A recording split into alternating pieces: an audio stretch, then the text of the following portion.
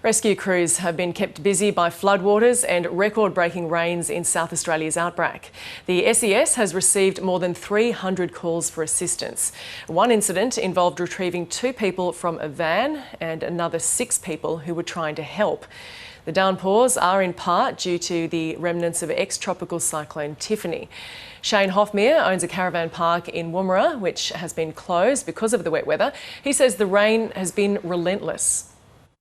In my 15 years of running the caravan park, it's the most amount of rain that I've seen in 48 hours.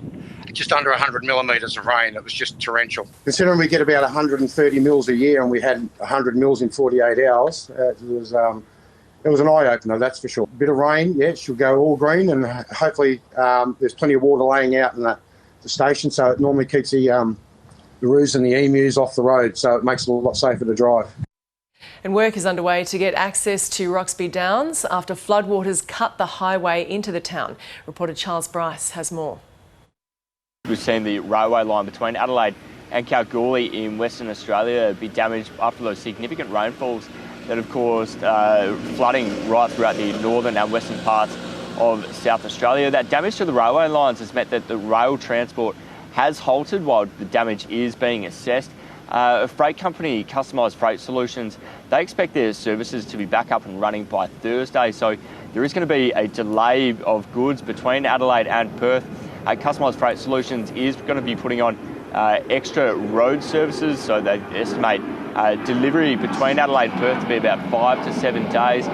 We've also seen supplies be delayed going to Roxby Downs in the state's north after a significant amount of the highway be swept away in those floodwaters.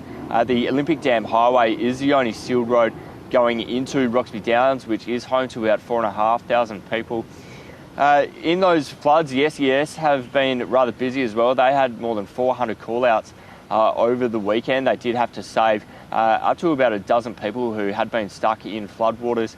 All attention now is onto the assessing the damage and the clean-up process as well. It is expected that the water is going to take a number of days to recede, so the full amount of damage won't be seen for a number of days. There are still flood warnings for quite a large part of the state, including the west coast, the Flinders Ranges, the mid-north, the Eyre Peninsula and the York Peninsula as well.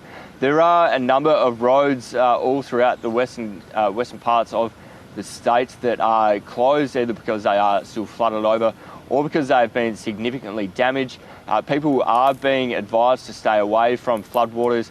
You're seeing those pictures, the amount of water that has been flooding through is something to be believed. So still there is expected to be quite a bit of rain to fall in those areas throughout today, with thunderstorms also expected.